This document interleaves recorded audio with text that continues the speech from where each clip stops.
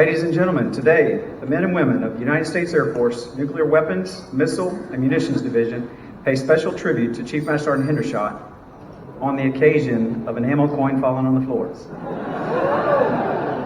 Was that someone? Someone? Brown? Oh, Master Sergeant Brown? Was that you? Go ahead and get a close-up of that one. Oh, that's a Chief Hendershot coin, ladies and gentlemen.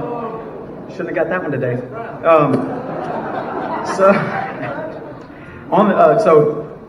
Pay special tribute to Chief Master Sergeant Hendershot on the occasion of his retirement from the United States Air Force. The presiding official for today's ceremony is Brigadier General Carl A. Bueller. The military retirement ceremony is one of the oldest traditions in the military service, which honors its members and their families as they culminate a distinguished career serving their country. A formal retirement ceremony is designed to leave our retirees and their families with a tangible expression and appreciation for their contributions to the Air Force, its mission, as well as our assurance that they will continue to be members of our Air Force family throughout retirement. Ladies and gentlemen, please rise for the entrance of the official party and remain standing for the presentation of the colors by the Honor Guard, followed by the singing of our national anthem by Chief Jennifer Jones and the invocation by Mr. Faldowski.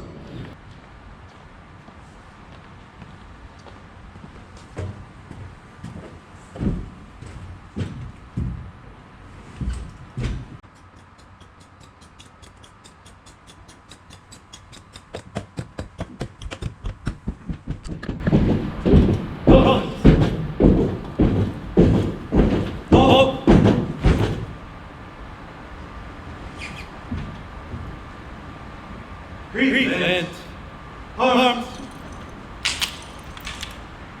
Oh, say, can you see by the dawn's early light what so proudly we hailed at the twilight's last gleaming?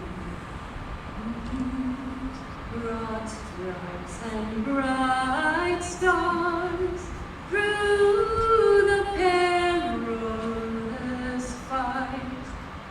O'er the ramparts we watched were so gallantly streamed,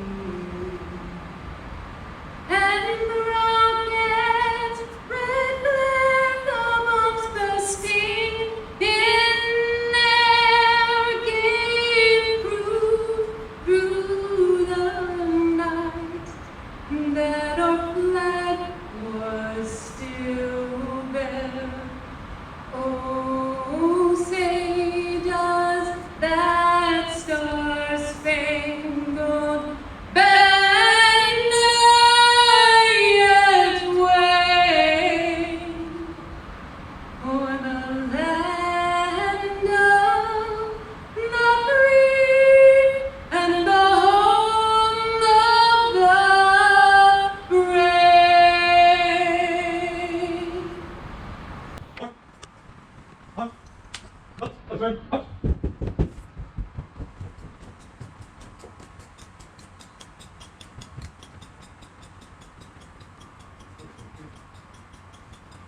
Let us pray. Lord, we thank you for this beautiful day. Thank you for the family and friends that have come here today to celebrate Chief Shot's career in the Air Force and his retirement. Lord, we thank you for the blessings that you've given Chief Hendershot over the years, and we ask that you continue to bless him as he moves to Kentucky. Lord, we ask that you bless his neighbors in Kentucky as he moves there. Lord, let us pray for those who are deployed around the world. We ask that you watch over them, keep them safe, and bring them home. All this in your name we pray. Amen. Amen.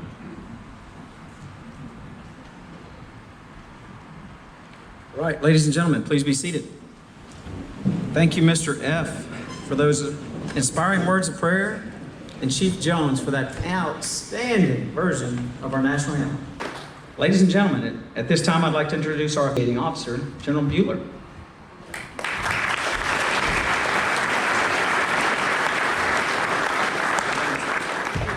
Appreciate that.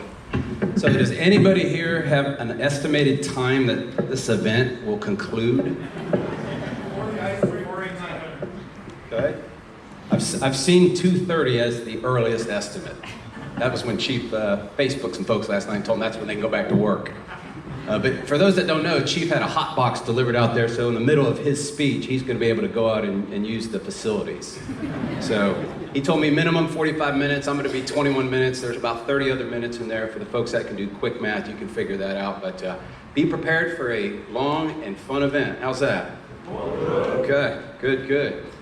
All right, thanks again, Chief George. Congrats to you and Shannon on your position as career field manager. Where'd the chief go? There he is. Congratulations. Oh, yeah. Scratch the congratulations to Shannon.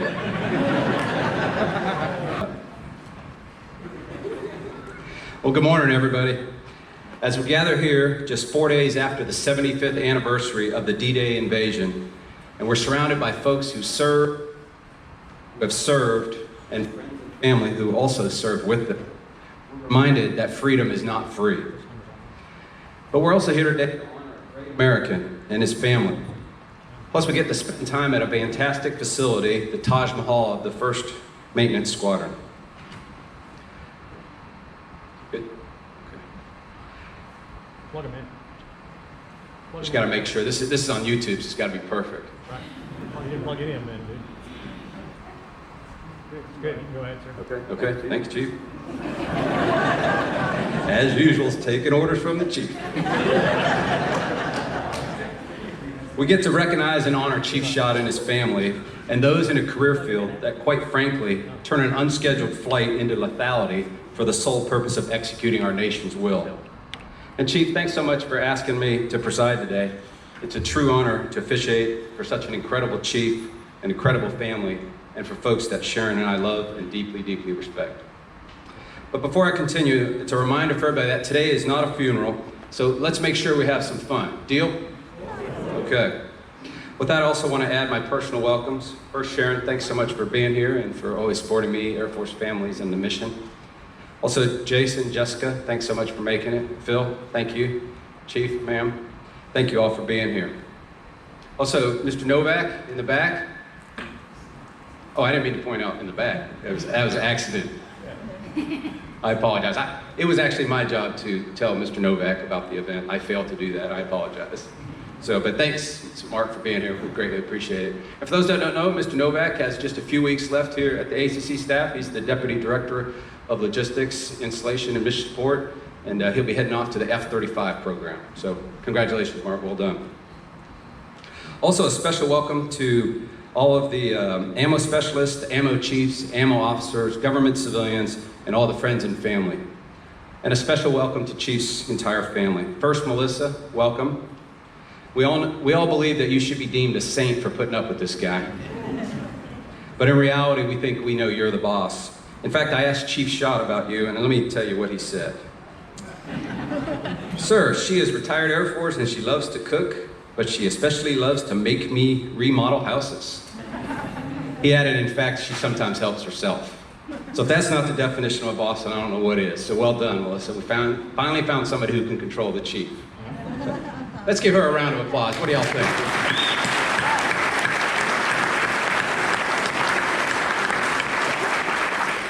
Also like to welcome Chief and Melissa's daughter, Anna, and her husband, Mark, Chief's sister, Kimberly, and her husband, Sean and Gabby, and Chief's sister, Christy, and her husband, Alan, and their kids, Elliot and Tatum. Also a big welcome to Chief's mom and dad, John and Catherine. It was great to meet both of you last night and to chat with you briefly this morning. And thanks so much for letting us serve with your son. Kevin has positively impacted not only our Air Force, its airmen, and the mission, but also me and my family. He's deeply respected, he has a heart as big as one I've ever seen, and he's an incredibly focused, mission-focused leader. But if you ask him, I know he'll tell you he's the man he is because of how you both raised him. And so on behalf of those who serve and have served, we know that service members could not do what they do without the love and the support of their family and friends. However, it's the family and friends that often bear the burden and the brunt of that service. And knowing Chief, I'm confident he'd say he wouldn't have excelled like he did without the love and support that you all gave him over the years. And so on behalf of a grateful Air Force, thank you for all your unwavering support, and if everybody can join me in a round of applause.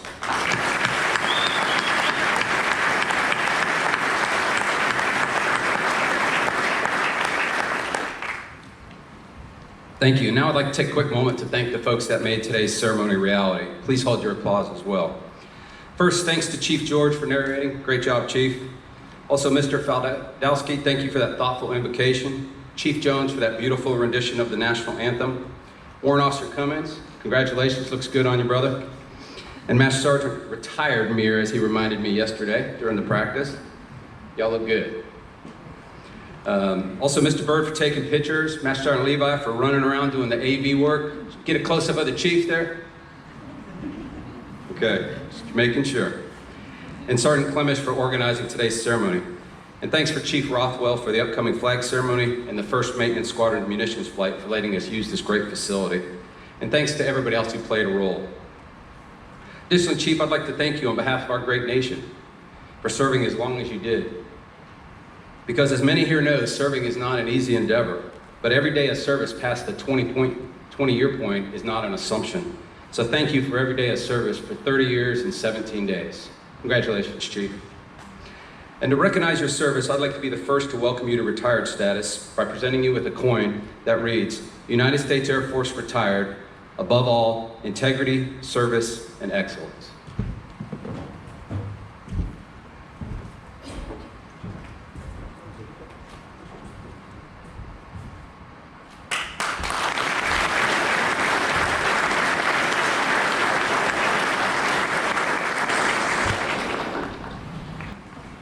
Well, Chief, welcome to Life 2.0. You are absolutely going to love it. You'll be amazed at life as a retiree, and Sharon and I know that you and Melissa will be so happy. But even though today is supposed to be a celebration, it's a bittersweet day across our Air Force. Today we watch an incredible leader and an incredible chief leave active duty service. And Chief, since we first met, I've enjoyed your direct approach, your humorous spirit, and your get-it-done attitude. It's been awesome watching you in action. But at the forefront, I greatly admired how you served by focusing on service, the mission, and the needs of our great nation. You always put the mission first, regardless. And you're truly an inspiration to me and many, many others in this room. You've touched and blessed so many across our great Air Force, and as I look around this room, I see many that have benefited from having you as part of their lives. And to me, just like so many others, there's another distinctive side of Chief Hendershot.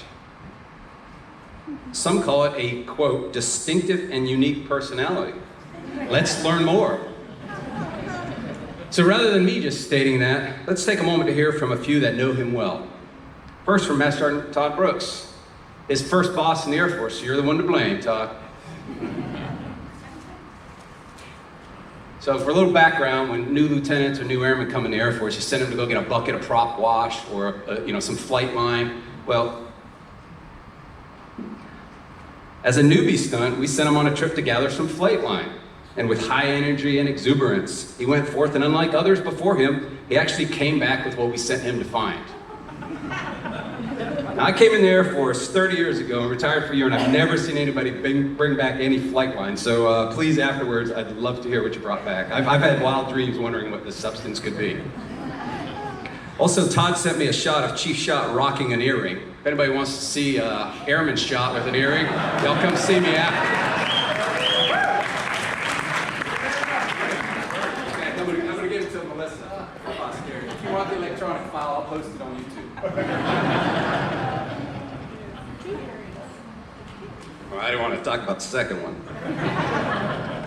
Also from Master Sergeant Retired T.K. Lee, and I quote, he worked for me at Eielson back in '93, and one day, while he was serving as gate guard, our chief walked into my office and said, go see what Kevin's doing. When I got to the Cape, Kevin had parked his RV outside of the gate and was waxing it. MSA security at its finest. And from Chief Retired Ivy, who couldn't make it, his flight was canceled yesterday, he said, I think he was involved in a stickball game that set off the sprinklers in the maintenance facility. I'm not 100% sure, but I was so dang pissed. And Chief Sam Sharp, is Sam here? There he is. Good to see you, Chief. He added during inspections on the IG team, Shot had aspirations of being a published photographer while assigned to the IG. In every single state we visited, he would drag me around to get that perfect photo, air quotes, with the right amount of backlight. He even had us out in the middle of the night snapping photos of creepy-looking fire escapes across various cities. Well, and Chief, is Chief Parcell here too? Yes, sir. Where? There you are. Good to see you, Chief. I wanted to share your story, but I'll share it with some folks afterwards. But according to Chief Conley, maybe you had a different second career in mind besides being a photographer. And he quotes, or I quote, "Most people know that Shot is not shy about giving a speech. But when it comes to singing, he's very shy to show that he's the true karaoke king." That's not true. But you won't ever catch him singing on camera because as soon as the camera rolls, he'll quickly stop and give you his patented Chief Shot look. Who's seen the Chief Shot look? Anybody in here? I've seen it, okay. And then Lieutenant Colonel Mark Ashman added, "Chief is full of life, full of energy, and sometimes full of some emotion." He added, "Early on in our working relationship, we had a disagreement, and I decided as two alpha males, the only way to resolve this was to go head on with him. So I asked him to meet in the conference room. Let's just say the conversation was intense." Anybody seen an intense Chief Shot before? Okay. Dave Chapman. Dave, you here? Is Dave here? No. Lieutenant Colonel retired Dave? No, I didn't make it. Okay. He said, "It didn't take long for Shot to become both feared and envied by the ACC and the Guard munitions communities. During our ORIs and UCIs, Shot was uncompromising in the standards that he held ammo to. When it was ugly, he would let you know. He never sugarcoated anything." Senior Master Sergeant retired Tim Luke. He said, "Sir, Shot's unique leadership abilities at times may have ruffled some feathers." Understatement of the year, Tim. All right, Master Sergeant retired John Westcott. All right, let's see if I can get through this one. He had one minor personality flaw, his language. This is kind of ironic, actually, considering the level of his last few assignments and being a chief and all. Kevin was quite animated when he gave crew briefings and later on when he gave his shop chief briefings. His language was quite colorful, but he had one descriptive word, a curse word in fact, that he would use multiple times in a single sentence. I will not say what that word is, nor will I. But he used it as a noun, a pronoun, a verb, an adverb, an adjective, a prepositional phrase, and as an interjection, just to name a few. I don't even know what those are. In fact, I even heard him use it in place of a comma. He set the precedent for use of the word in all 9 parts and forms of speech. Chief Lemke added, and thank you, Chief, for this one, when discussing the Kunsan 2011 CapEx, she said, quote, "Up until this point, I only knew Shot socially as a fellow AM troop and colleague. Shot ended up on the repack pad with the Kadena Air Base team. Well, let me just say, I didn't spend a lot of time on that repack pad. After the first day of observing Shot going into beast mode and seeing him motivate," you put those in air quotes too, Chief, "his team, I knew he had the repack pad covered. Plus I knew we'd just be in his way. But I mean that literally. In fact, I'm sure we feared for our lives if we even went there to check up on him. Shot was a tornado. He was constantly zooming around the pad, focusing on every aspect of the operation and pouncing on anyone or anything that wasn't going right." Anybody here on the Kadena repack team 2011? Oh, we got to find someone one day, Chief. That'd be great. They can do an addendum to the YouTube and put a monologue on there. And Chief Bobby George, quote, "In August of 2011, the day he landed in England, he made his way to the MSA at Lakenheath, where he was taking over as the production flight chief. Well, Chief Conley, Senior Master Sergeant Dave Anthony, Senior Master Sergeant Chris Hazard and I were having a manning meeting. Shot came in like a bull in a china shop. He let us know immediately that production was his flight and there would be no decisions whatsoever made without his personal approval. He owned his lane and nobody here would interfere with it." But then he added, "Shot's name precedes him. He's hard-nosed, blunt, and he holds no punches. Regardless of who you are, you get the whole package with Chief Shot." That's what we're calling it today, the whole package. All right.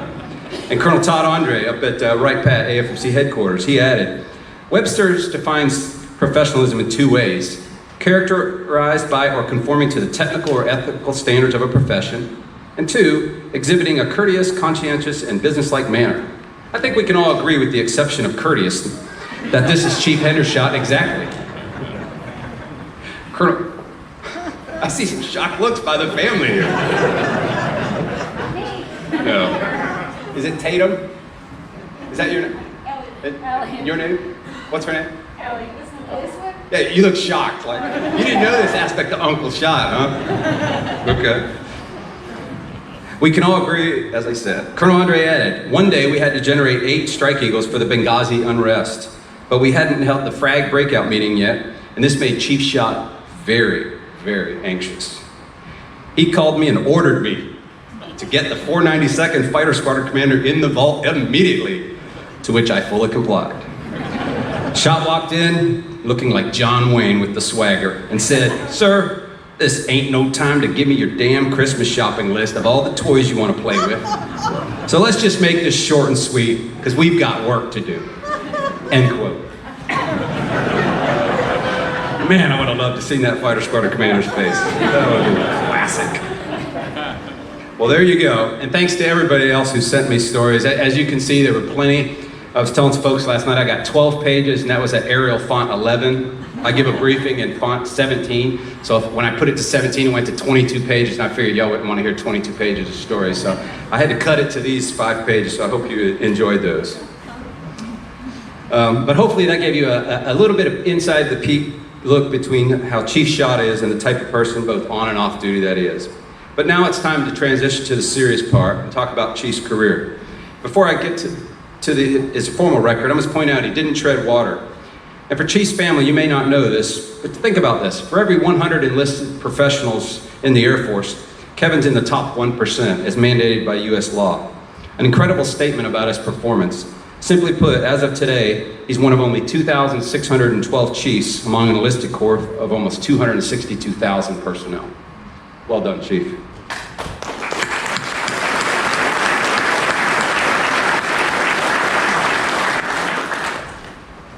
With that, while he served, the world around him was shaped by memorable events, and those events helped to shape our nation and his service. So now I'd like to take a few moments to walk you through Chief's career by time-stamping some events as they happened over time. With that, here you go. First, the United States invaded Panama on Operation Just Cause. It was 1989, and when Chief entered active duty as an Airman Basic. Next, after only 38 hours of receiving deployment orders, the first F-15C models from Langley were ready for combat in Saudi Arabia, joining the Royal Saudi Air Force for air defense operations. It was 1990, and the year Chief Shot was promoted to both Airman and Airman First Class. A year later, in 91, Chief met Melissa. He describes this, and I quote, "It was in Alaska, and she was the 702 in the building next door. So after meeting her, I walked in the door, told my buddy, I'm gonna marry that girl. When I returned from Desert Storm, I called her, and one day she told me she was baking a cake, but she didn't have an egg. Well, since I was house sitting for a buddy and I knew he had eggs in the fridge, 5 minutes later, without an invite, I showed up and gave her the eggs." You're taking my speech. Come here.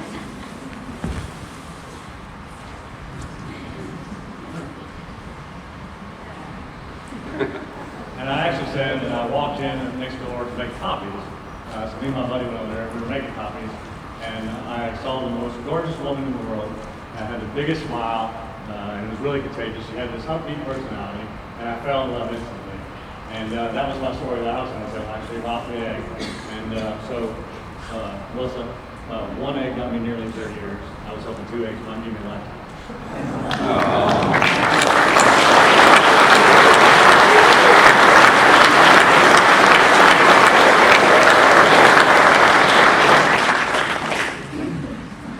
You can continue, sir.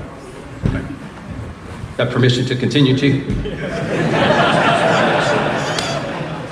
But what Chief just didn't say right there, he told me, he said, I saw the need, I filled the need, and boom, I was promoted to husband. Next, the Air Force provided medical equipment to the former Soviets during their transition from communism during Operation Provide Hope. It was 1992, and the year Chief made Senior Airman. Next, the Air Force evacuated 2,000 non-combatants from Liberia during Operation Assured Response. It was 1996, and when the chief made staff sergeant. Next, Iraqi President Saddam Hussein accepts UN Resolution 1441 to disarm or face serious consequences by the United States and NATO. Because in his words, the United States had shown their claws and teeth. It was 2002 and the year that Chief made Tech Sergeant.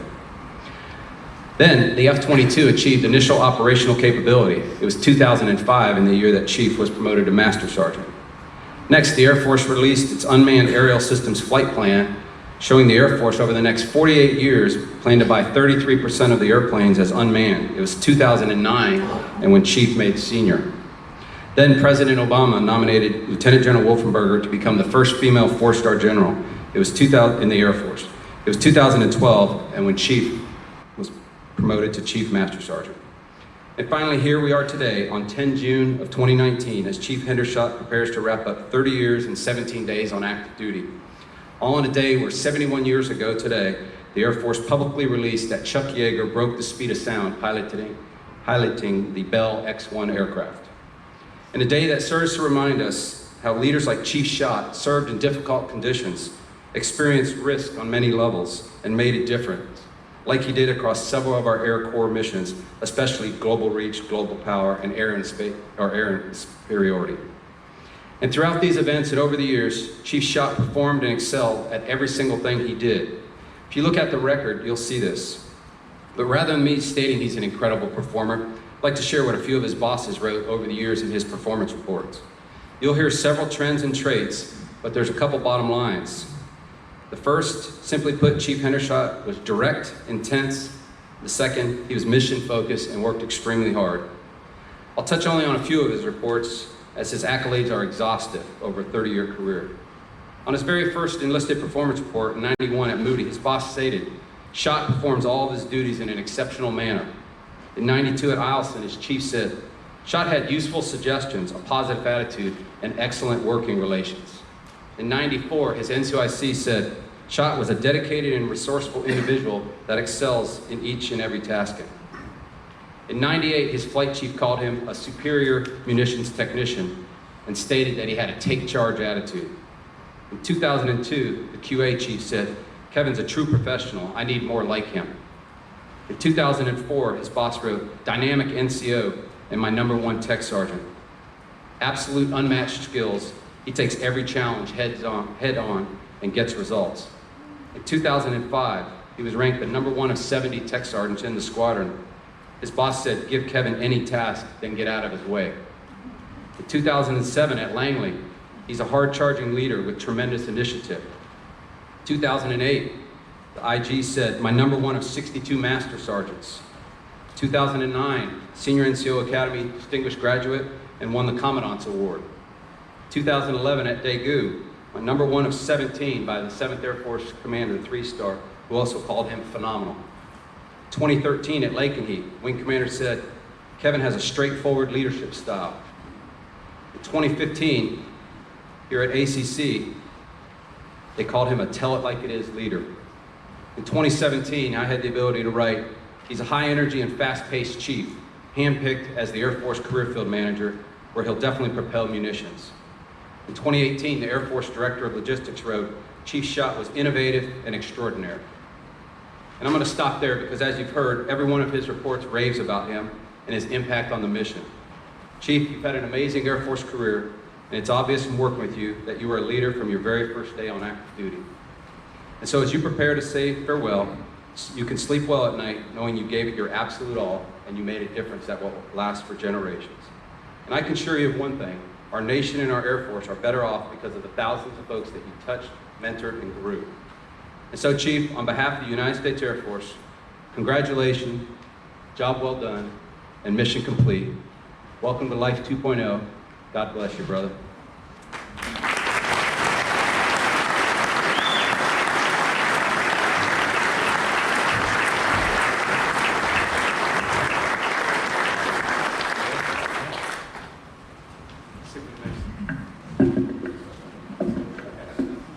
I got you. Well, I would like to say thank you, General Bueller. Wow, awesome. We already clapped. Let's not clap again. All right, ladies and... Sorry. He didn't turn my page. Ladies and gentlemen, please rise for the presentation of the Legion of Merit to Chief Shot and remain standing for the official retirement ceremony. Attention orders. The Legion of Merit is awarded to Kevin J. Hendershot.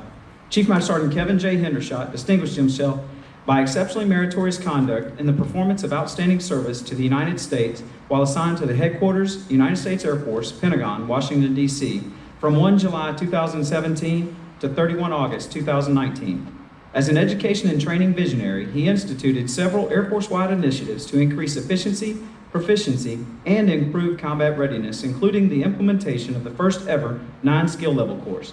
He established a 10-day Munitions Accountable Systems Officer course to train 60 personnel, and he created an annual munitions competition to support future flexible combat environments and bolster readiness. Additionally, he greatly improved the Air Force Combat Ammunition Center curriculum by establishing bomb build certifications and total force class compositions. Based on his unmatched tenacity, expertise, and penchant for improved readiness, Chief Hendershot accomplished several strategic initiatives, including sourcing of $23 million in funding to develop and field over 2,500 munitions integrated tablets, representing the largest technological leap in the munitions community in Air Force history. Continuing on that quest, his personal leadership and management in developing the Theater Integrated Combat Munitions System was instrumental to effectively manage the $25 billion munition stockpile. Lastly, Chief Hendershot's superior negotiating skill and advocacy led to the establishment and subsequent Air Force Chief of Staff approval of the Air Force Munitions Occupational Badge, effectively boosting morale for over 10,000 personnel. The singularly distinctive accomplishments of Chief Hendershot culminate in a long and distinguished career in the service of his country and reflect great credit put upon himself and the United States Air Force.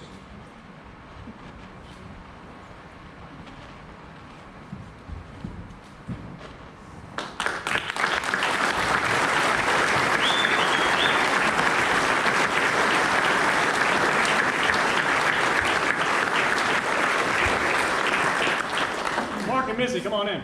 Sit up here. Cool. Anywhere out front here. Let me see. Don't you like how subtle he is? Right there. Any of those seats right there.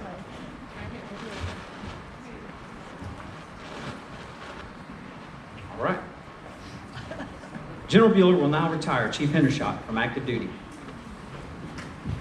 Publish the order. Attention orders. Department of the Air Force, Special Order Number Alpha Charlie 014997, Chief Master Sergeant Kevin J. Hendershot is relieved from active duty, Directorate of Logistics, Engineering, and Force Protection, Nuclear Weapons, Missile, and Munitions Division, Pentagon, Washington, D.C., and is retired effective 1 September 2019 per Air Force Instruction 363203 in the grade of Chief Master Sergeant by the order of the Secretary of the Air Force.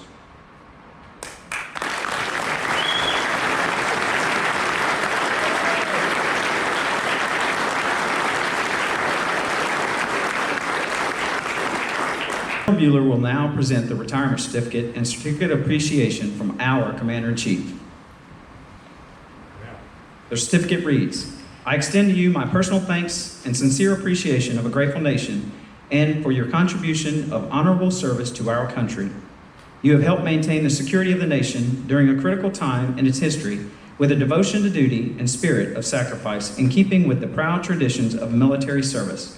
I trust that in the coming years you will maintain an active interest in the armed forces and the purpose for which you served.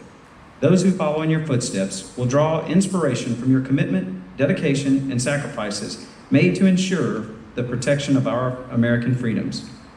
My best wishes to you for your happiness and success in the future. Donald J. Trump, Commander-in-Chief.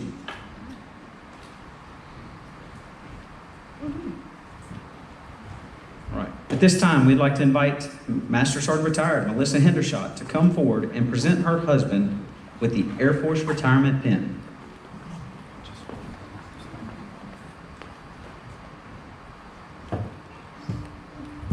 This pin represents the contributions of more than 30 years of service to our country.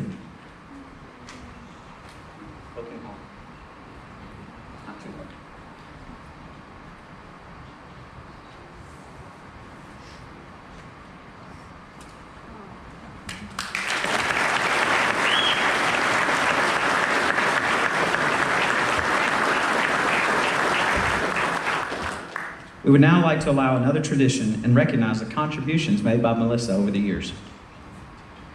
The certificate reads, "In grateful appreciation, the United States Air Force presents this certificate of recognition to Melissa Hendershot for their commitment and numerous contributions that made positive impacts to the nation's defense. Thank you for your support, which gave strength and purpose to your spouse's service." Signed, Major General Warren D. Berry, Deputy Chief of Staff for Logistics, Installations, and Mission Support, and General David L. Goldfein, Chief of Staff, United States Air Force.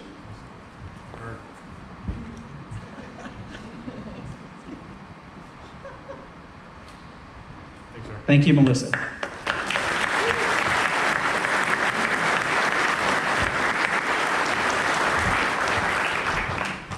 All right, General, I think you can sit. We're going to do, next we have a presentation. This is another time-honored tradition for retirees. Mr. Culp and Mr. Paterko, please come forward to present the shadow box.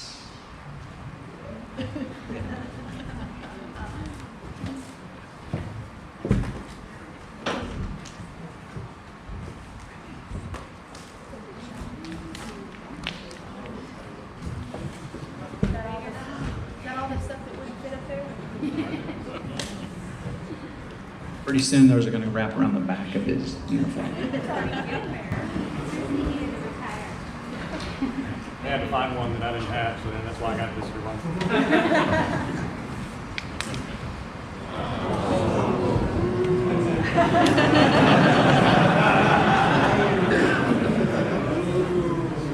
On behalf of the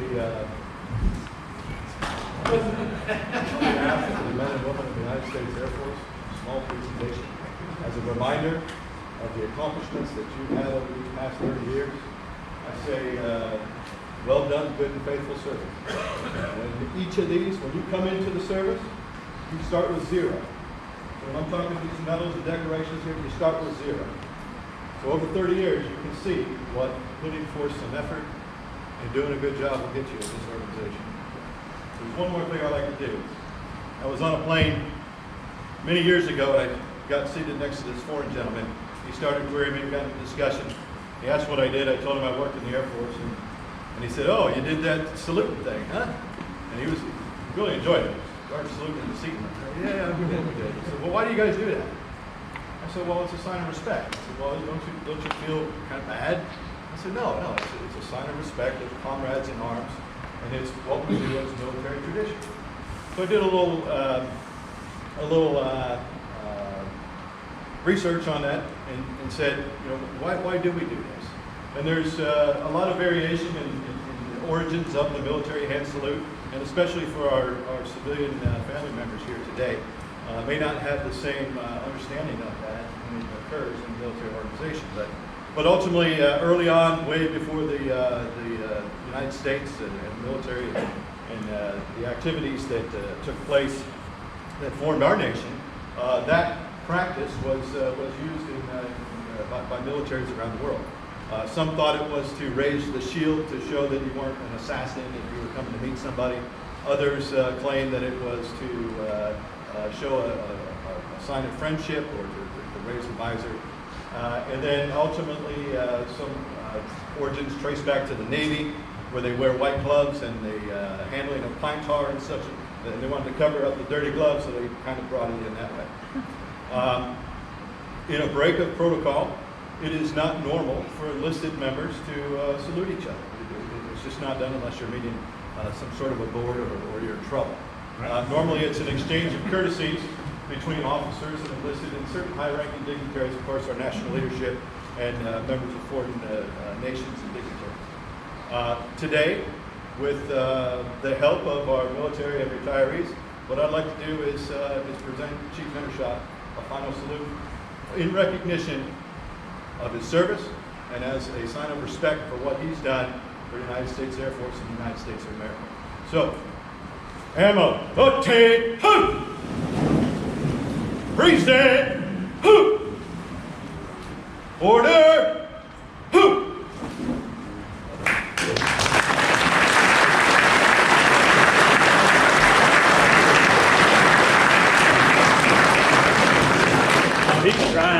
He's trying. Very sneaky. Very sneaky. All right, at this time, we'd like Colonel Austell and Lieutenant Colonel Austell and Lieutenant Colonel Linsgrath. They've got a small token of their appreciation from the schoolhouse. Or Shepherd, excuse me. It's not written on there. Didn't read it. Make that up.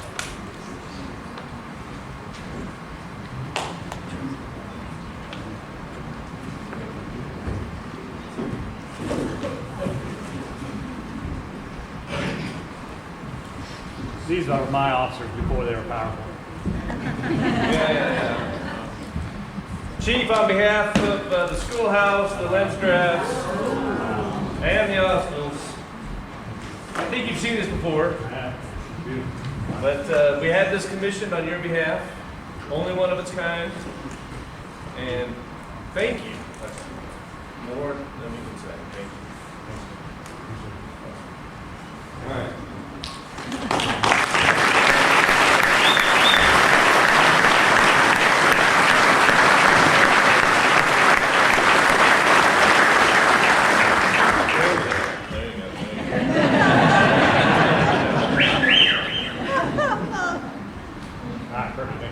Okay, now I get to talk a little bit. I sent an email to the chief saying, hey, I want 15 minutes, and he goes, you got 5. So he's timing me. So I've known Shot, I'm going to call him Shot because he was shot before he was Chief Shot, for quite a while. We were on the IG together. And several experiences. I said I've had the honor to work with him and had the aggravation to work with him. So I got to say that. And most of you who's leaders know what that means. So I don't know how many inspections we went on together, probably 50 or so, a lot. And I would say over half of them I would get a call from our branch chief, Colonel Chapman. Hey, Chief has made the bomb up, man. Can you go out there again? And I'm serious, this happened quite often. I'd have to go talk to the chief after the bomb dump. Which, by the way, for the guard, they were seniors because there were no chiefs in the bomb dump back then. Any chiefs in the guard here today? All right, so you can indirectly thank Chief Shot for you making chief. I'm serious. Because we were so hard, or he was so hard on that career field at that time of holding them to the standard that the guard said we need chiefs. So I want to throw that out there. But I would go out and talk to the chief or the senior, and I would say, okay, was he disrespectful? No. Well, what did he do wrong? Well, he told me I did this wrong, and he told me I did that wrong. Well, were you wrong? Well, yeah. I said, okay. So I go out to find Chief, and what is he doing? Anybody know what he's doing? Is he inspected? Exactly. He's out with young airmen showing them how to heft a fire extinguisher. See, they know what I mean. Showing them how to do that, showing them how to build a bomb. So what they didn't see, what those leaders didn't see, was the passion behind the man that I saw. And that's what we're going to miss.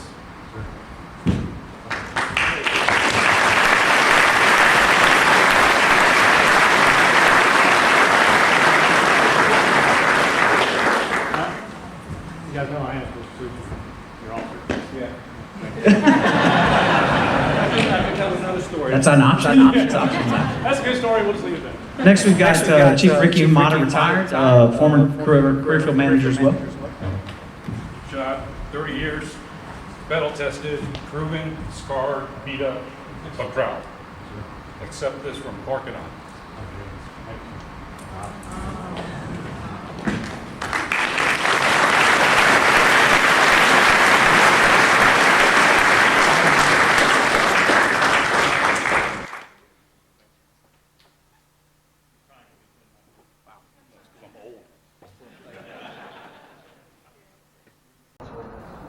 All right, Mr. Larry Brown, I had you in the script, but I think someone stole your thunder, right? Where are you?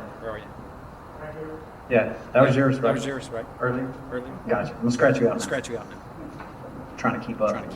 Next, we got Master Bruce Biddy from the guard bureau. Guard bureau. Little Bruce. Little Bruce. Come on up.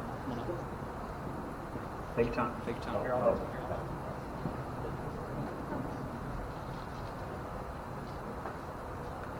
There's no room at the table, so I had to put it in there. So, Chief Hendershot, you are one hell of a mentor. Me and all the guards So on behalf of them, I'm giving you a Minuteman. So it's a tradition that we do within the Guard because we're militia. So this is Captain Parker, and so I'd like to present this to you. It says, Chief Hendershot, thank you for your dedication not only to the Air National Guard CWO community, but the entire Air Force. The munitions community has been extremely fortunate to have you on our side. Good luck in your future endeavors. Appreciate the reason all this stuff. Yeah, take the plastic. Here, let me take the plastic. There's a rifle. He carries his rifle, and we don't want to lose the rifle. It's nice to lose the rifle. Sit down. I got one Now I more got you. thing. Now I got you. I got multiple rolls. I'm good. I don't know. I got one more thing. I got lots of stories too. Most of them I can't say up here. But one is, I was on the phone with him about something. I said about, hey, you should come over to the Guard Bureau. We're on Andrew. We're not that far away. He's like, how come you never come over? You never invite me. So he never made it over, unfortunately, because we're all very busy. So we got you this lithograph of the building. And all the guard and Secretary, shot, if you ain't having, you ain't shit. Congratulations on your retirement. Thanks for everything you've done for your Air National Guard family.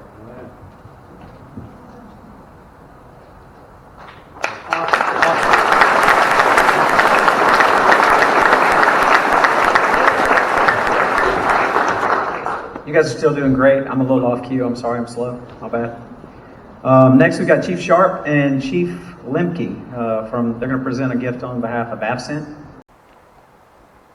Wow. It's like Christmas. I should retire all the time. Sammy. Very nice. We just wanted to present Chief Schott with a little memento to commemorate his retirement and Oh, wow. Make note of how many bombs were dropped during his tenure as the CFM. And just for PACAF and new safety, it's a lot. It is a lot.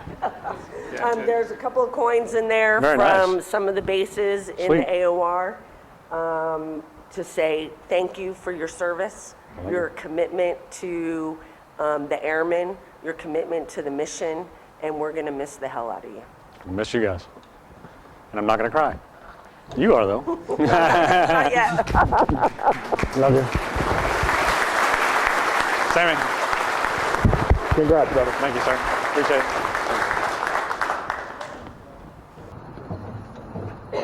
All right. Senior Master Sergeant Flemish, I think you've got something from the ACC crew, maybe? And company, or are you coming by yourself? I'm just saying.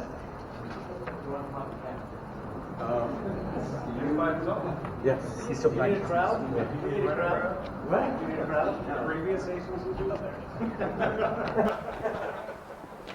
So we got something a little bit different. So y'all heard the stories about Chief Schott on the IG and Chief Schott going out on spas, but us on the staff can attest there's a different side to Chief Schott.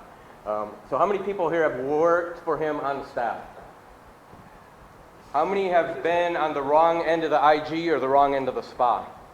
The rest of them. Yeah, yes, everybody else.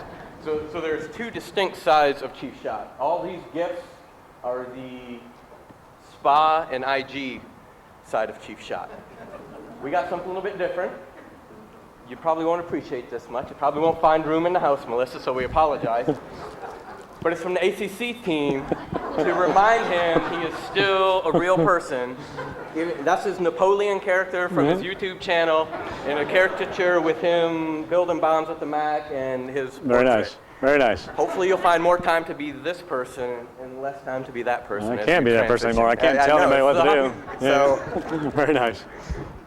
You'll be missed. That's all. Will be missed. Appreciate you. Yeah. It's weird, but It's love for everybody. Thank you, sir.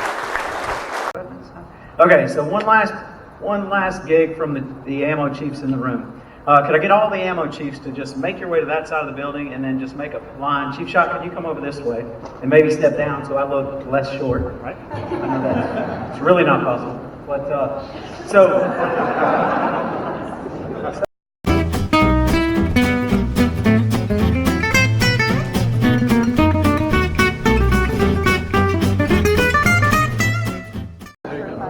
so what we did is we've actually got, each of the chiefs are going to present their personal coin to Chief Hendershot. But to do that, we also had to have something to go in the room of the Hendershot family household, right? Because not everything needs to go in the basement or the man cave or the shots room, right?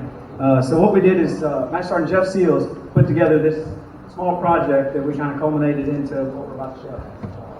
Small project. Just stand and look. You know, I don't know. I'm hoping it's going to go. All right. So what this is a 3 foot by 5 foot flag, American flag, that actually raises up to hide the coin rack because we knew Melissa didn't want all the ammo paraphernalia in the living room. However, we wanted to make sure SHOT had a token of our appreciation, and so hopefully we can populate this whole thing with our ammo chief coins and say thank you for 30 years. Chief, let's get a photo real fast.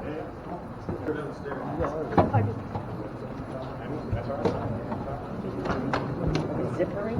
I think so. Zipper.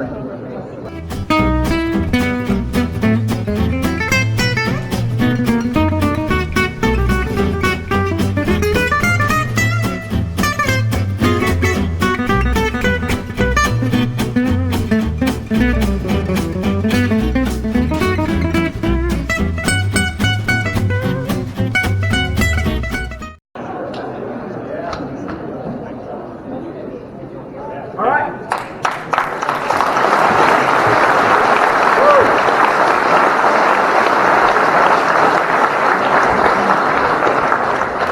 Okay. Ladies and gentlemen, please remain seated for Chief Master Sergeant Retired Rothwell and the Honor Guard to do a special flag presentation to Chief SHOT.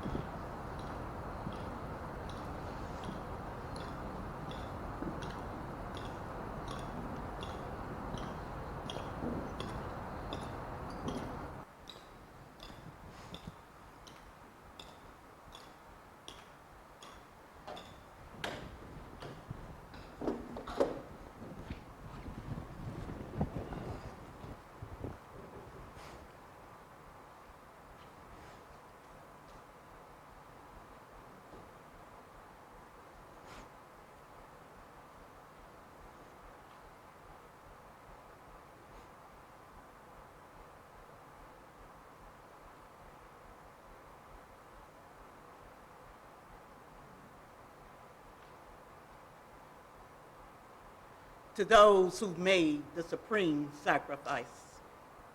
To my late husband, Master Sergeant Retired Leon Rothwell Sr., and certainly Chief Hendershot, I dedicate, O glory,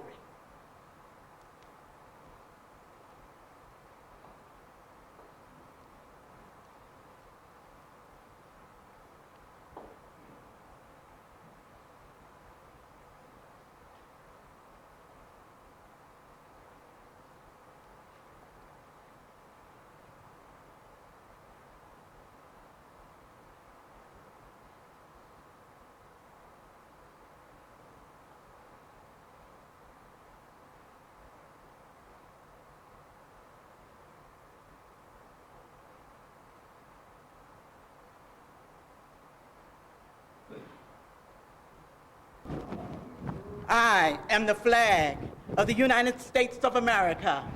My name is O Glory. Or I fly atop the world's tallest buildings. Or I stand watch in America's halls of justice. Or I fly majestically over great institutions of learning. I stand guard with the greatest military powers in the world. Oh, just look up and see me. I stand for peace, honor, truth, and justice. I stand for freedom. I am confident. I am arrogant. Oh, but I am proud. When I'm flown with my fellow banners, my head's a little higher. My color's a little truer. I bow to no one. I'm recognized all over the world. I am worshiped. I am loved. Oh, but I am feared. You see, I fought in every battle of every war for more than 200 years. Gettysburg, Shiloh, San Juan Hill, Rome, Guam, Okinawa, Korea, Vietnam, in the Persian Gulf, Afghanistan, Iraq, and scores of places long forgotten by all of those who were there with me. You see, I was there. Oh, I led my soldiers, sailors, airmen, and Marines. I followed them and watched over them. Oh, they loved me. You see, I was on a small hill in Iwo Jima, atop the rubble of the World Trade Center in New York City, or wrapped defiantly around a tree in New Orleans. You see, my head was bowed on the campus of Virginia Tech. Honor and sorrow filled my heart as I stood watch at the gates of Fort Hood. Oh, I know you saw me in Tucson, honoring the fallen and the brave. Oh, but I stopped by Colorado and dipped my head in shame. Oh, rest in peace, little ones from Sandy Hook Elementary, with liberty and justice for all. Oh, there's a saying in Boston, we will run again. Oh, I peeked through the rubble in Oklahoma. And to my Navy comrades, all hands on deck. You rest, we got this. To the Tulsa 9, prayers sure enough changes things. San Bernardino, we got your back. My family in blue, stay true. Houston, we have higher ground. Vegas, we won't back down. New York City will not be deterred. Texas, in God we trust. Florida, 17's enough. Texas, 10, not again. Pittsburgh, stronger than hate. Virginia Beach is strong family. I was dirty, battle-worn, and tired, but citizens and soldiers alike cheered me, and I was proud. You see, I've been soiled, burned, torn, and traveled those streets of countries that I've helped set free. Oh, it does not hurt, for I am invincible. You see, I've been soiled, burned, torn, and traveled those streets in my own country. And when it's by those who I've served and battled with, well, that's what I shall overcome. You see, I've slipped the bonds of earth. And from my vantage point on the moon, I stand watch over the uncharted new frontiers of space. You see, I've been a silent witness to all of America's finest hours. Oh, but my finest hours come when I'm torn in strips to be used as bandages for my wounded comrades on the field of battle.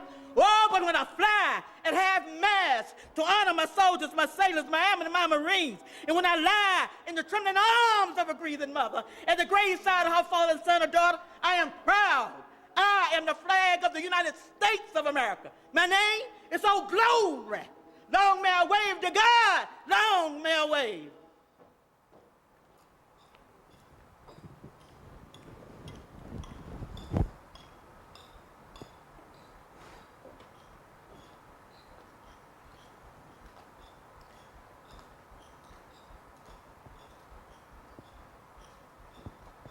Senior Master Sergeant Hendershot, on behalf of your squadron, your friends, and your family, I present this flag in recognition of your 30 years of faithful service in the United States Air Force. Thank you.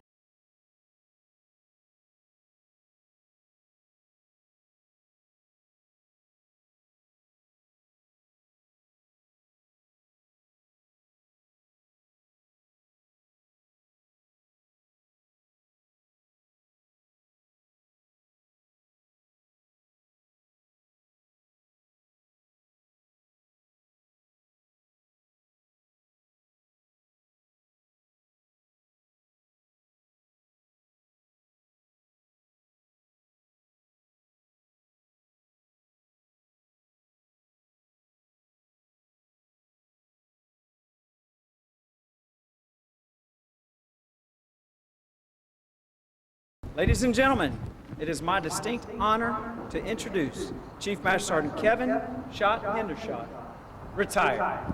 There you go.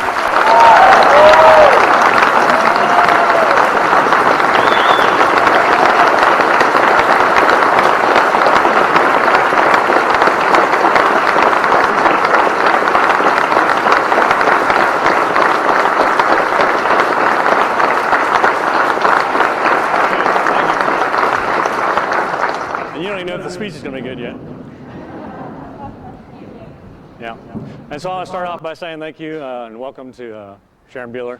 I appreciate you. I know protocol is him, but I also know that you're president of Bueller LLC, and this is costing you thousands of dollars by letting me borrow the general, so I appreciate that. Some of it may surprise you, but I felt many times in my career that I've been a lone wolf when I go into Air Force meetings. And I'm not talking about ammo stuff, I'm talking about big Air Force. I'll go into meetings and even since I was young, I would go up on base and go in these meetings for top 3 or whatever, all the way up to the Pentagon. And I'll sit there and listen to what they're trying to do in the direction the Air Force is trying to push us. And in my head, I violently disagree. And I feel like lots of times I'm the only person that thinks like that, or at least one of the only people that are willing to come forward, right? And so that'll start bubbling in my head. And there's many times where I'll start arguing with myself, saying, just shut up. You know, just accept this. Shake your head yes like everybody else. The meeting will be over and you can go on your way. But something starts boiling inside of me and I just can't let that go. And that's the reason why, General Bueller, that I picked you to officiate my ceremony. You mean the world to me. Very few generals in today's Air Force, and I was going on YouTube, so this is terrible, but to me, back up what they say. And you, on more than one occasion, said to the Air Force on many mainstream ideas, I don't believe that's correct. And not only did you do that, you got up behind your damn computer and you came out with us and you went on a mission to prove that that was true. And not only to prove it was true, once it was founded true, then to help train the people and what they should be doing for sortie production. And I will follow you anywhere because of that. It's amazing to see a general do that in today's Air Force. So thank you. Colonel Vadione, what a great ride we've had, even though it's been short. Toughest place in the Air Force is to be between me, first of all, but then a chief at 30 years, which has nothing to lose. And I think our first feedback, which I couldn't even believe we were doing, went something along the lines of, you can say whatever the hell you want to. I'm me, and I'm about to retire. I'm not going to change. And you're like, well, let's work on that. Yeah. How'd that go? But I do appreciate the support. I was having a little bit of a rough patch getting some ideas through. I was very timid to give you my ideas because I was just going to do them without you. And then you started asking me about ideas, and I started throwing little ones out there, and you're like, well, that's pretty. I like that one. Let's do that. So I started throwing big ideas at you, and you really carried the torch for all of us functionals up in the Pentagon. So I really appreciate you, and thanks, Jesse, for coming as well. Colonel Noltemeyer, what a great surprise. I had no idea until yesterday that he was coming. This is my commander at Daegu Air Force Base, Korea. And let me tell you, they had redone munitions, pulled everybody out of the magnums, and it was years of neglect, and they threw that on us and then said, oh, yeah, by the way, we had tons of issues. And oh, yeah, by the way, you're going to have an inspection coming up soon, so get ready for that. And we couldn't even have time to get things together. So basically, I took care of him the best I could by cleaning stuff up, and he kept me out of jail for the time. So I appreciate that, sir, and thanks for coming. Sir, I didn't even know you were coming, but I appreciate you. Thanks for coming. I really do. It means a lot that you're here, Colonel Novak, and Mr. Sullivan. I saw you here, too. That's pretty awesome. Mr. Culp, for those of you that haven't worked with Mr. Culp, he is the biggest brainiac I think that Munitions has ever had. He pushes more work through that office and champions more initiatives and talks to leadership in a way they can understand, which is a bunch of big words that I don't understand, but he does a really good job on it. And there's no way that a lot of our initiatives would be where they are in ammo without you, especially TICMs. He took that and championed that. So not only am I on the ground working it, or Chief George now, but he is working it through the Pentagon and just really pushing the leadership. And without you, we wouldn't even be close to being finished. Well, we're close to being finished, but we wouldn't be anywhere near that. And Heidi, thanks for coming, and your son as well. I don't even know who's after that. I got a slide. I should use it. Chiefs, welcome chiefs, my old bosses, my troops, my family, my friends, and of course, welcome to those here that are here just to see me retire. I don't want it flipped yet. Who flipped that? That wasn't me. All right, whatever. And thanks, Chief Rothwell. Chief Rothwell, I've been around. She left. All right, well, I've been around a long time. She is phenomenal, and she is definitely an Air Force treasure. Also, thanks to the Honor Guard, now thanks to the Honor Guard for posting the colors, Chief Jones for singing the national anthem, Mr. F for the prayer, Chief Bird for taking pictures, Senior Master Sergeant Clemish for making us all happen, Master Sergeant Seals and Master Sergeant Philo for setting up the room and cooking, Master Sergeant Paterko for building my box, Master Sergeant Levi and Wood for sound and video, Chief Lackla for opening doors to the Taj to me, and my two partners in crime, Master Sergeant Mir and Warrant Officer now Cummings for proffering. Thanks to every one of the escorts, Senior Master Sergeant Wisner and Senior Master Sergeant German, even if they are loaders, they're like my kids. Master Sergeant Brown, A1C Dolph, A1C Capital, A1C Schilling, A1C Clements, A1C Edwards, and Senior Airman Tawil, I know I was going to get that wrong, Tawil, and all the people that contributed to making this happen. It seriously takes an army, and I appreciate you guys. Thank you very much.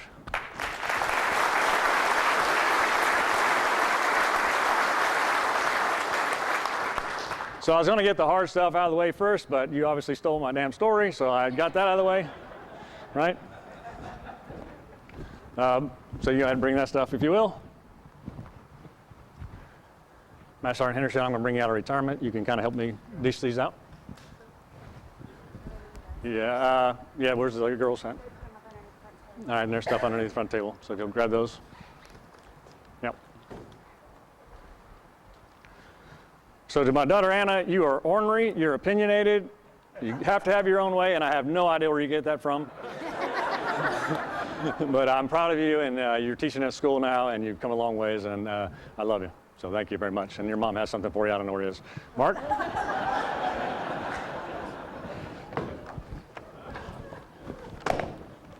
There you go, my bud. Mom and Dad, thanks for everything. You truly are my foundation. Thanks for spanking me because I needed it. And probably I needed a lot more according to the general. But thank you very much for what you've done and giving me a solid foundation. And Mom, I have something for you, but Melissa will have to figure it out. You what? To my sisters, thank you for, where's Ellen? Oh yeah, she's over there. Thanks for showing me what a woman should be and being a peer. I think that was essential in me being a fair leader across the board, both genders, is what you guys instilled in me when I was a kid. And so I appreciate that. It really leveled me out. I know that you worked hard at trying to keep me out of trouble, but the Air Force deemed me an ammo troop. You lose. So, but, well, I just got something for you, Sean. And out. And the rest of this year, we're just going to pass out.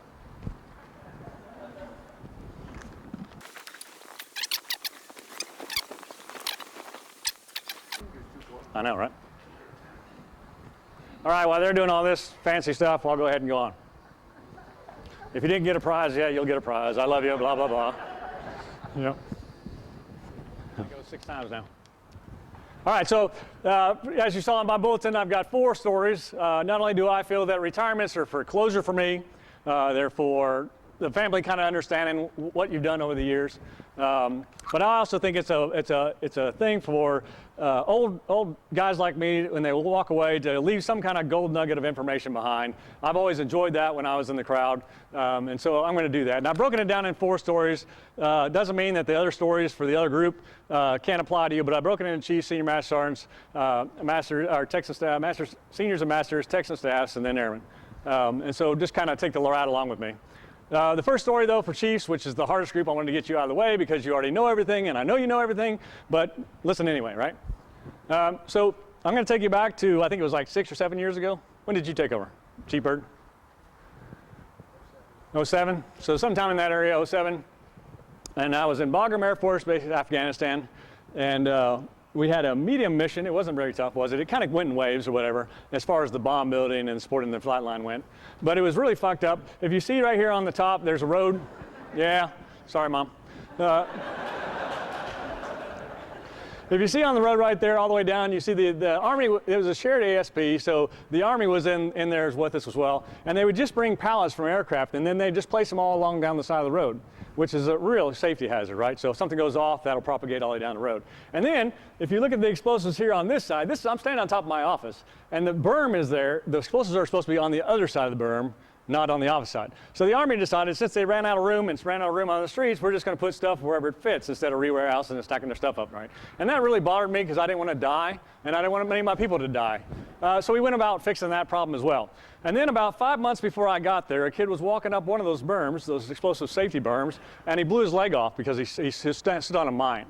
And so we got a company in there, a third world country company. I worked with the Army, and we got them to demine the bomb or the berms, right? But then I had to work with Red Horse to get those put back up. So I had an organization taking them down. I had my guys re-warehousing for the Army. I had the mission to complete, and all this stuff was going on. And it took us about, I don't know, it's halfway through or a little more farther through before we kind of got into some kind of a repetitive cycle, right? So where we were on top of things and things were clicking, right?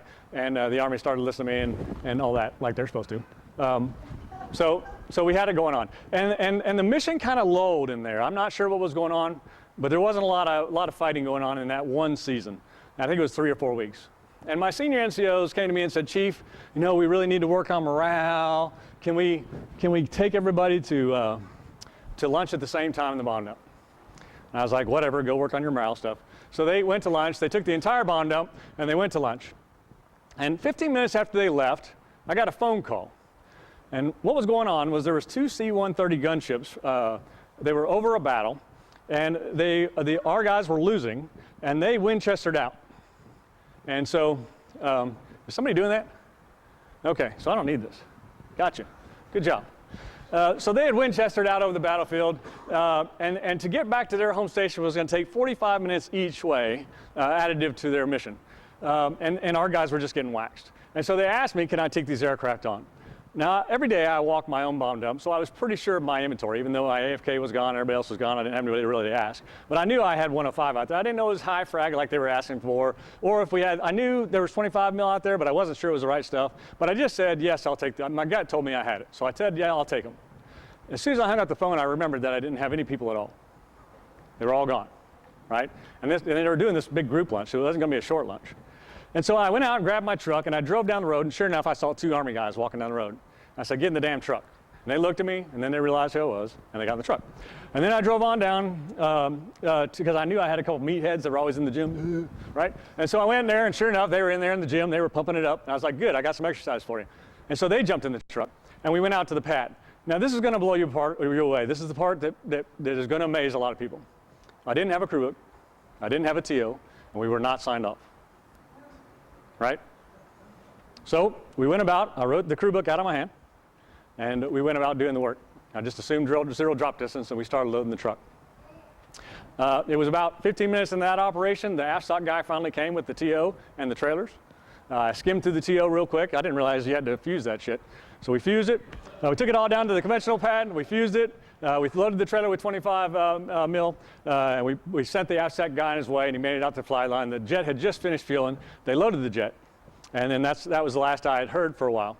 A couple days later, I had a yellow sticky on my desk, and it said that the air crew was thanking me, that they went back over the target, the battlefield. They Winchestered again, so they emptied the aircraft again. They killed 115 enemies, and our guys took back over. So what does this have to do with Chiefs?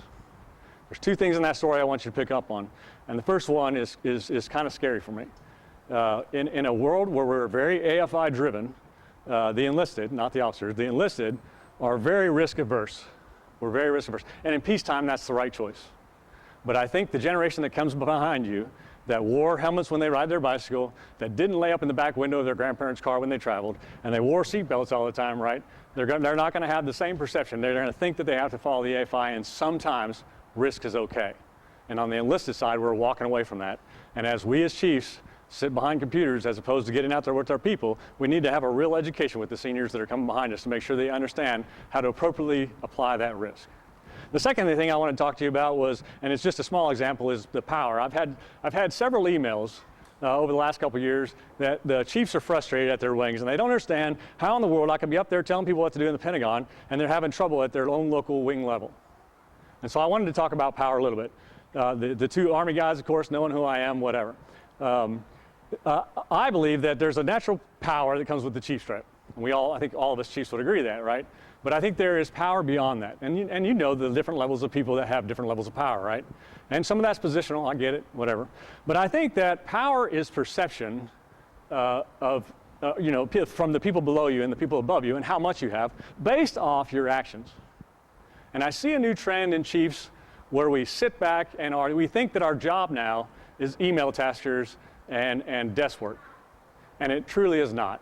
And I'd ask you that you self-check, I'd ask you to do a little self-check, and definitely teach those below you that that's not what chiefing is, right? If you want to change the Air Force, you've got to get out there. You've got to be out there with your people. You've got to get out from behind that computer, and you've got to lead. You've got to run to the fires. You've got to be. You're not doing a very good job. All right.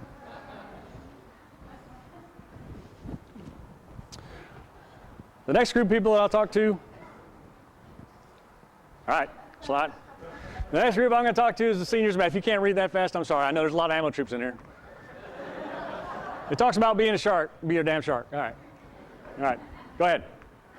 The next group I'm going to talk to is seniors and masters. Man, you are fast with those slides. So many of you know I'm a hillbilly from Kentucky, and this is literally the house in Sulphur Wells that I lived in. It didn't look that bad when we lived there. It's looking pretty ratty now. That's a pretty recent picture, but that's where I lived. And one day I was out and we were stalking tobacco. I was working with the farmer back there. Go ahead and flip the slide. And for those of you who don't know what stalking tobacco is, you kind of walk in a line and you take a hatchet or an axe and you chop the bottom of the tobacco stem, and then you flip that upside down and you hook it on a stick, basically. And then you put about 8 to 10 plants on the stick, and then they'll be put on the wagon, which will go in, and they'll be put in a barn, and they'll hang and they'll dry.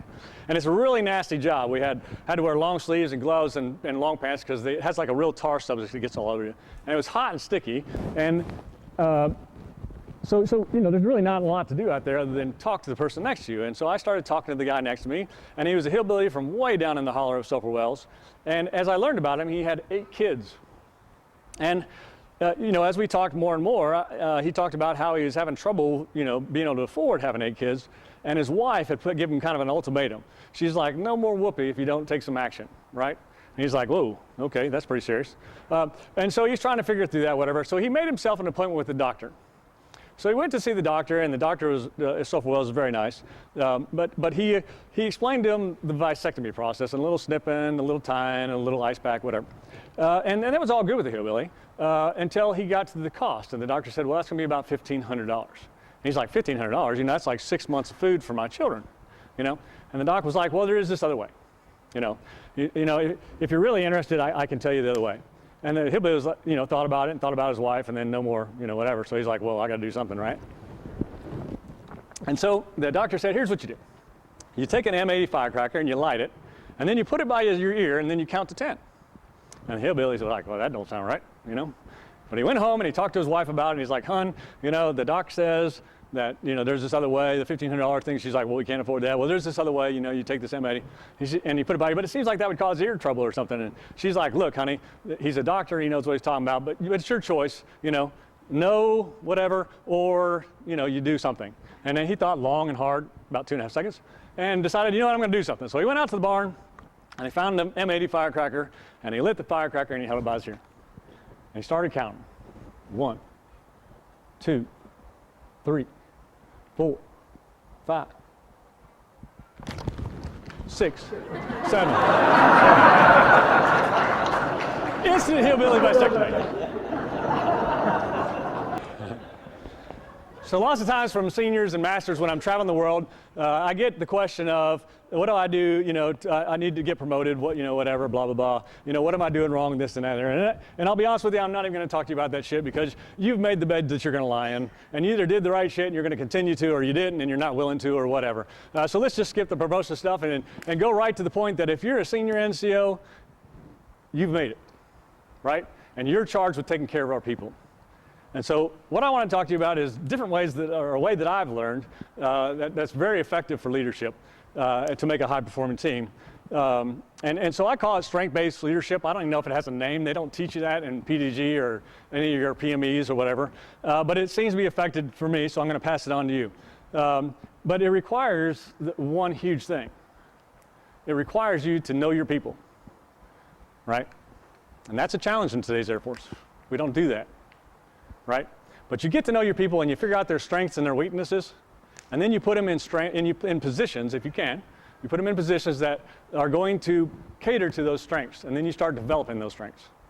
You got to take care of their weaknesses as well. I mean, that's a challenge. But you focus on those strengths and you put them in those positions. But again, the key is getting to know them. If you don't know them, like the doctor knew the hillbilly, right? He knew that he was going to put that to his ear, but he also knew that he had to count with his fingers. And he knew he wouldn't necessarily just put that M80 right there because that wouldn't make sense, would it? But he wouldn't be thinking about it. And that's how well you need to know your people.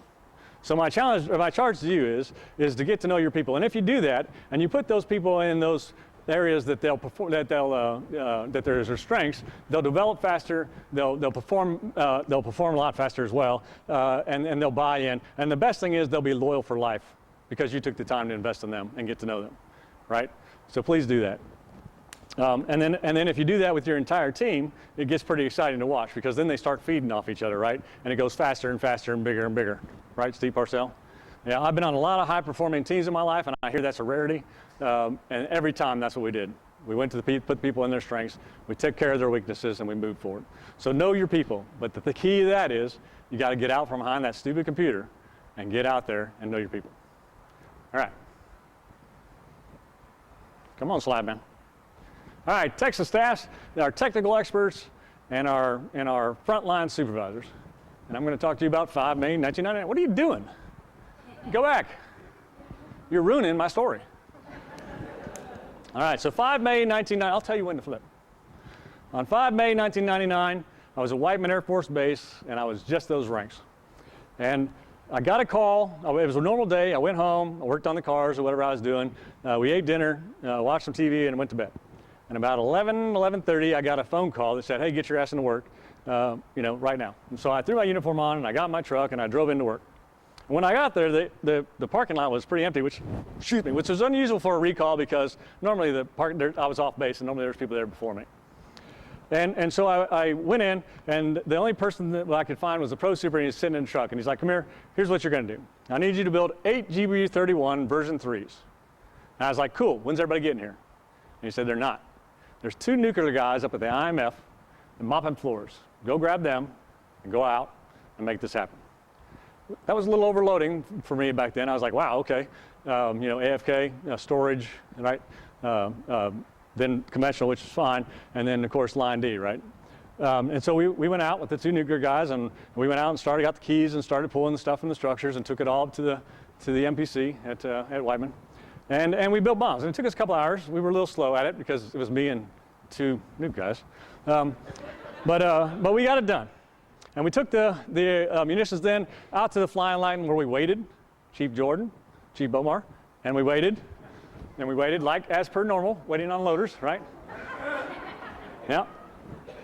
So anyway, we waited, and the loaders finally showed up, and we loaded the bombs on the B-2, and we went home. And whenever this happened, because it wasn't the first time that this happened, I would start watching the news, right? So I'd start scrubbing, because I wanted to know what was going on, right? And so I was on CNN, I was on Fox, I was on BBC, which is the best for telling you international stuff. And so I was searching through all this stuff, trying to find something. But that next morning, nothing. So I went to work, and I wasn't supposed to talk about anything, so I couldn't, I was excited, obviously, and I couldn't talk about anything. And that day at lunch, I remember shooting back into my office and then scrubbing the news again, and nothing.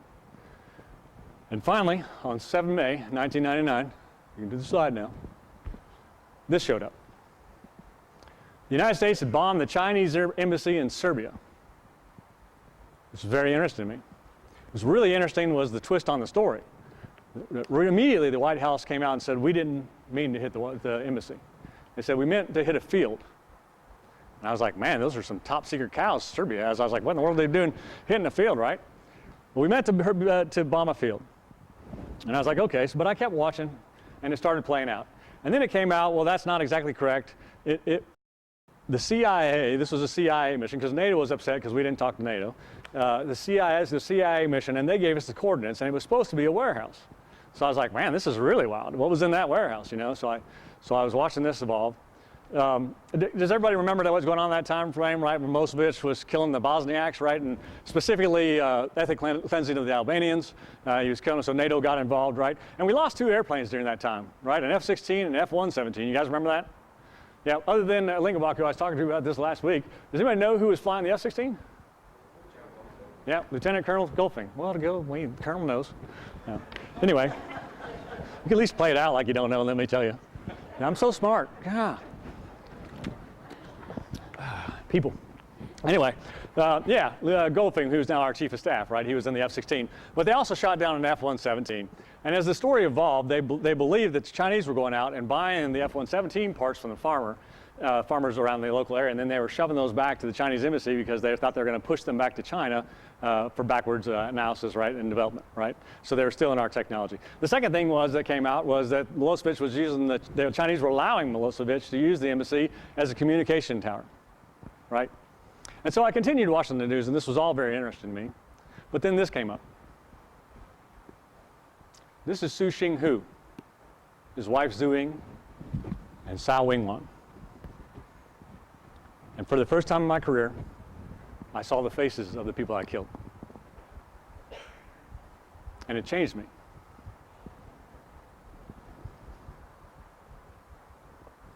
And it's then I realized that I had laid off a lot of stuff and took a lot of stuff for granted. And I think it's because we work with explosives every day, right? And it's just over and over, and a lot of stuff we do is repetitive. And, and so that led into my attitude on that, kind of led into my training. And my training became weak because I was really training from do what I said because I said so point of view, as opposed to here's why we're doing what we're doing, and here's the purpose. And seeing these people and realizing that those were my bombs, it snapped me back. Matter of fact, it snapped me to a new place. I realized that I needed to start training like we were going into combat tomorrow. What we do is real, and we tend to forget that. We tend to get complacent. And so that would be my task to you guys. is you're the first line supervisors, and you hold those airmen, and you're our technical experts. And we need you to wake up every morning and remember what we do is real. And then we need you to take that and relay that to your airmen. And don't let them get complacent, right? Train them like they're going into combat tomorrow. We're missing that. We need to get back to it. Next slide. All right, airmen. Where are they at? Yeah, no, I got a couple. I know there's not too many, right? You're right there, huh? Yep. You guys remember showing up at San Antonio, Texas, and there was either a blue or white bus with tinted windows waiting on you there at the airport? You guys remember that? I thought there was like cool shit in there. There wasn't. But do you remember how you felt when you're waiting on that bus and these people, odd people were showing up, right? And you're kind of like, you weren't sure what was going to happen, right? Maybe a little scared. Yeah. Yeah? Hensley? Yeah, I knew you'd be scared. I wasn't scared at all. And because I wasn't scared, of course, I went straight to the back of the bus and started sizing people up, because that's what you do when you're not scared. And I remember very visibly in the very front row on the right-hand side, there was a cowboy. Now, I knew he was a cowboy because he had a 10-gallon hat on and some snakeskin boots, and I thought those boots were cool, right? And then behind them were a couple preppies, and I don't know what preppies are. I think we learned, what was the new jeans that we learned? Fuji's or some, I don't know what's cool anymore. But so some kid was like, Chief, that's Fuji's or whatever. But for me, it was preppies were like Miami Vice, right? They were eyes out or Coca-Cola shirts, right, with the collars up, right? Coca-Cola. And then they had Z Cavarici jeans, right? You guys remember those? Like Don Johnson in Miami Vice. There were a couple preppies. And then behind them was a redneck. And I'll never forget this redneck. He had a mullet, so he had business in the front, party in the back, right? And he had a white wife beater t-shirt on, and on the back of it, it had a Tasmanian devil with a rebel flag, right? And I was like, wow, that's weird. And then in his pants, he had this circle, right, where he kept a skull can all the time, right? So it was faded in his thing. And then on the other side, on the left side in the front, there were some gangsters. Now, I'm not sure if they were real gangsters or not, because one was wearing like a red bandana, and the other one was wearing a blue bandana. I'm like, aren't you idiots supposed to be fighting, you know? And I think they were posers, but whatever. So they were there. And then there were some regular farm boys, and you know regular farm boys because they had the plain jeans on and then plain brown boots, right? And they still have a little bit of mud and shit left on them. You guys know what I'm talking about? You seen farm boys? Right. And then there were some middle class kids mixed in there. And then we pulled up into Lackland Air Force Base, Texas, right? You guys remember that? Right? And then we had the most gracious host in the world get on the bus and said, you have 2.5 seconds to get off my fucking bus, blah, blah, blah, right? Get to attention, blah, blah, blah, right? And I don't know what has happened. I just knew we needed to get off the bus and find our luggage, right? And get to attention, right? And so we're running all over the place and some kid pops the back door, so it's Dad on top of all the confusion, the alarms going off in the bus, and we're trying to find our stuff, and then you get real religious back then. You go right back to what your parents taught you. Oh, Jesus, let me find my bag. Let me find my bag, right? And you just, oh, thank God I found my bag. Oh, shit, I don't know what the next thing is, right? And so we had done that, and we all found our bags, and we went to get to attention, and thank God I put mine down, because those guys that held them, you guys remember that? Do they still do that? Where you hold them and you can't move, you got to hold it, right? Anyway, so we got to our places, you know, and then you only know what you've been told, right? And for me, my dad watched Gomer Pyle, right? And so that's what I saw in my head. So I thought that was attention. So I got out there and I was like, I know how to do this. Right? And slowly but surely, everybody else around you starts doing stuff, and you start looking around and you're like, oh, how do I do my hands? I don't know. Everybody else is doing this. I'll do this, right? And then we stood there, right? And we looked forward, right? And it got real quiet. I don't know the time you guys got there, from, you know, it's 100 years ago for me, but it was nighttime. It was dark. And there was an overhead in front of us, overhang, and above that was like 4 lights, and one of those was like blinking because it was out. And I remember moss circling around too. I don't know how I remember that, but whatever. So I'm standing there, and it seemed like 4 hours. We stood there, probably about 5 minutes, right? And then way, way, way off to the right in the back, I heard a tap, tap, tap. Now, I don't know what that shit was, but I knew I did not like it at all. I was like, what in the world is this? This is a little creepy crap coming at me, I don't know. You know, and then way, way off to the right, I hear the same thing. Tap, tap. So you got tap, tap, tap, tap. And that tapping got louder, and then it got louder. And all of a sudden, people behind us tapping all over the place, right? You flip the slide. And TIs came out everywhere, right? And they started chewing us out, right? And they were talking about us for each of our individual differences, right? And I can't even say today what they said to us. I don't even know what they say to you guys now. What do they say to you? Did I offend you? I'm sorry. No. But in my day, they had something to say about it. If you were from Texas, they were steers and whatever. You know, they had something for everybody. And of course, I got a short guy like Bobby George, right? He's wearing his little hat and he's hitting me in the fucking, right? And he's like, hey, boy, you from Kentucky? Yes, sir, yes, sir. You probably don't know how to read or write. I was like, yeah, but you let me in, you know, whatever, cool. right? And that night, I don't remember the rest of the stuff, but they tore us out. I do remember the most valuable lesson. That's pick your bag up, put your bag down. You guys remember that? You have to do that? Pick your bag up, put your bag down. You didn't have to do that? Man, you guys got it easy. I don't know. Anyway, they taught me that lesson, and it worked out well for me because that's all I've been doing since I joined the Air Force is grabbing my bag, walking out the door, putting it down, right? So time goes on. Oops. So anyway, they marched us up, and we went up into our bedrooms, and I got up there, and there's this neatly folded bed with these hospital corners and stuff like that, and I knew I wasn't going to be able to make the bed like that again. So what did you do? Did you do it? Yeah, you put your toes in the top, slid all the way down that shit? That's what I did. I was like, yeah, I ain't making this, man. I don't know how to do this. I'm just, so I, like a little cocoon, I slid up in there, right? And I don't know, we had gotten up, we were marching around for a while. I don't remember the whole deal, but I knew that when we got up, we went down there, I got behind the Tasmanian Devil Rebel Flag redneck guy with the mullet, right? And so I would be following him around, and this went on for a couple of days. I don't remember the exact timeline, but I remember we were sleeping one night, and we woke up to this trash can that came tumbling down the hall. Did you guys have that? They woke you up? Yeah, this big crashing noise? Yeah, he's pretty scary, right? Yeah, right. But I guess they had to do that. I guess they had to get us up real quick. And, you know, you're trying to realize what's going on. You're getting dressed, whatever. You're trying to put it all together while you're getting up, so whatever. And I guess they had to do it because there was a Midnight Madness sale on matching clothes and haircuts. We got to get down there right now, right? And so we marched around, and I remember we had marched for quite a while, and I don't know which slide's next, but flip it. And then we walked into a room, and they did this, right? You guys remember that? I know the men do. I don't know what the women do. I don't know. We don't have to do that part. Right? But then you walk out there, you guys remember that, and you're like touching your head, you're like, ooh, this is weird, right? I know some of you do, some of you are smiling. And so then I went around and I found the Tasmanian Devil Rebel Flag guy, and I got behind him. We marched around for a couple more days, right? I think there's a slide of that, yeah. So you look like that, and you're walking around, you got this new haircut, right? And so we'd fall in, fall out of formation, and whatever. But then we went in this room. Now this is a lot nicer version of what I had. We had crates and a bunch of people that would throw shit at you. It looks like this, pretty organized there. But they were throwing boots at you, throwing shirts at you, throwing pants at you, whatever, and you were just taking it. You're like, if it's close, I'm wearing this because I'm not telling anybody, I'm not complaining, I just want to get out of here, right? And so you were throwing all that stuff on, and you shoved your civilian clothes in your bag, right? You guys remember that? And out you went. And when I got out that door, I started looking around, and I was like, oh, crap. I didn't recognize anybody. I couldn't find the Tasmanian Devil Rebel Flag guy because it was gone. The mullet was gone. We all looked the same. So I didn't know what to do, but I knew I was tall, so I went up to the front and kind of to the left because I'm like, oh, I should be about here, and I'm looking around, and I'm trying to be casual, you know, like, okay, they'll tell me, whatever. And then all those idiots were doing the same thing. I was like, if you guys would have paid attention, I would know where to stand, right? So we're all nervous, and we're looking around, right? And we hear it, tap, tap. And I'm like, oh my gosh, here comes the TI. We're going to be in trouble, right? And your heart starts racing. I'm like, you idiots should have paid attention. Why in the world did you not pay attention? And I'm like, oh my God, how? And of course the tapping's getting louder. I'm like, how am I going to explain to my father that I came home because I didn't know where to stand in line? Oh my God, right? And that tapping got louder and louder and louder. And the most amazing thing in my life happened at that moment. The TI came around that corner and called us airmen. And it's then that I realized that it didn't matter that I was a farm boy from Kentucky or whether I was poor or rich. It didn't matter that I almost failed a grade in high school. It didn't matter that my parents probably thought they were going to spend the rest of their lives visiting me in prison, right? What mattered was the decisions that I made from that moment forward. It was all on me. You see, I believe that the Air Force is the most equal opportunity organization in the world. And I believe that.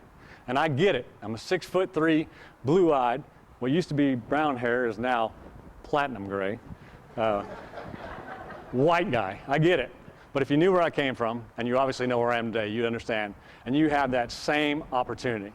All you got to do is take it. And there's going to be all kinds of things through your career that are going to try to pull you to do the wrong thing. But it's up to you daily to get up in the morning and choose to do the right thing, and choose to do the things right when nobody else is looking, and choose to follow the TO, right? Everything is on you. And if you do that, you can end up anywhere in the Air Force you want to be. You have that opportunity. The last thing I'd like to talk to you about is, I get the question all the time, how did you become a successful leader? And so I'm going to answer that question shortly. And so here's what I ask. If you were my family or a close family friend or extended family prior to me joining the military or had influence on my life, please stand. That's all of you. Just follow the instructions. I said family? You said before you came. Yeah, whatever. Stand up. Family, stand up. You guys are killing me. All right. As I read off your base, if you're from there and we were friends, I worked for you, or you worked for me, please stand. Moody Air Force Base. Yep, my first supervisor, Todd Brooks. Eielson Air Force Base. Chief, yeah, Ivy didn't make it. Whiteman. Yep. From Whiteman, we went to Langley. Yep, thank you, Tom. We went to Langley the first time. Kathy Davis, where are you at? I don't see you standing. Well, stand up. We weren't friends now? What the heck? Chiefs? All right. We went from there to Korea. And from Korea, we went to England. Bobby George, stand up. And then from England, we went back to Langley the second time. And then from Langley, we went to the Pentagon. And if you were a chief that participated in my stories and helped me mold and shape this career field, please stand. That's all you chiefs. Now take a look around this room. My two officers, Franchetti and Spores, they can't pay attention to. Yeah. And Phil is like, before I get in trouble, let me stand. Yeah. So take a look around the room. Please be seated. That is what it takes to make a successful leader. You are the reason that I'm here today. Nobody does it on their own. So God bless you, God bless ammo, and God bless the United States of America.